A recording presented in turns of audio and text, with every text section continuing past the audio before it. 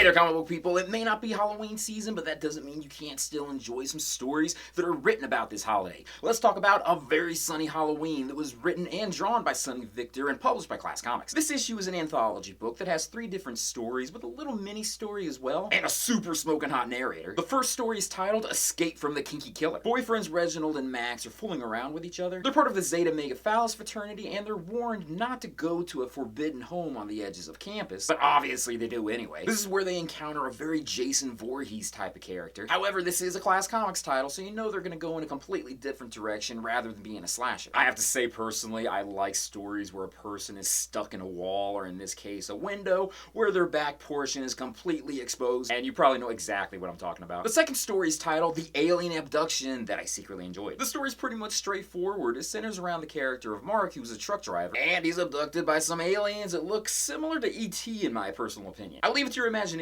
as to what these aliens do to Mark, but I think you can pretty much guess. Finally, we have the story Zombie Apocalypse Death Race Booty Call. This story is centered around Gage and Hayden, who are 2 characters that are part of the Beautiful Dead series that's also from Class Comics. This is one of those standards where the 2 characters are trying to get together for, of course, a booty call. But this is part of a zombie apocalyptic world, so they have to fight for it. The comic ends in a really cool crossover with several different characters and the narrator. I honestly would have loved to see a little bit more of all of these characters together. Afterwards, we get some pin-up art of the individual characters that appear, including a couple characters that only made small cameos. So excellent comic. I'm a huge fan of Sonny Victor's art. The stories are short and right to the point, but it is what you would expect from a short anthology comic book with several stories taking place. I would have liked to have seen the character of Reginald also engage with a serial axe killer. I think a nice threesome between them would have been incredible. Speaking of, that was probably my favorite story out of everything in this book. And like I said, the final panel that we get to see in this book is probably my favorite one out of all of them. Anyways, though, I'll end it at that point. If you're interested in reading this comic book for yourself, you want to go to classcomics.com where you can download a digital version from them. So thank you guys for watching me in this video. If you haven't done it yet, check out my Patreon site, patreon.com/gaycomicgeek. You become a patron, you can see extra pictures, videos, and photo shoots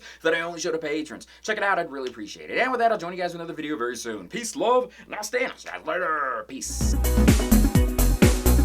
I'm in love with a hero. I think it'd be cool to see if these aliens made cameos in other books like Camilla Cat and Locust, being that they meet all different types of species out there.